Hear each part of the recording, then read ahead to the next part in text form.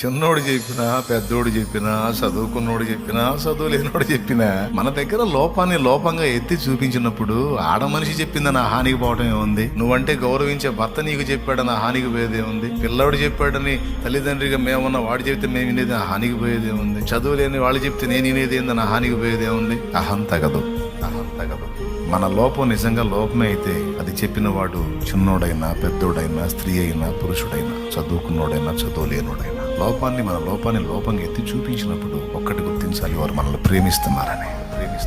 అన్యాయపు విమర్శలు చేస్తారు, వాటిని పట్టించుకోవాల్సిన అవసరం లేదు. నిరుత్సాహపరచాలని కొంతమంది డిస్కరేజ్ చేస్తారు, అవి పట్టించుకోవాల్సి. కొంతమంది యథార్థంగా ఉంటారు, వాళ్ళు జెన్యూన్ గా మాట్లాడతారు, ఉన్న లోపాన్ని ఎత్తి చెప్తారు. ఈ ఒక్కటి కొంచెం బ్యాలెన్స్ అవ్వాలి, దిద్దుకుంటే మంచిది. దానికి వాళ్ళని ద్వేషించాల్సిన అవసరం లేదు, మన మీద పెద్ద కిరీటం కింద పడ్డట్టు ఫీల్ అవ్వాల్సిన అవసరం లేదు. భక్తుల లక్షణం అండి ఇది, దిద్దుకునే మనసు భక్తుల లక్షణం అయితే, దిద్దుబాటును తిరస్కరించే మనసు భక్తిహీనులది.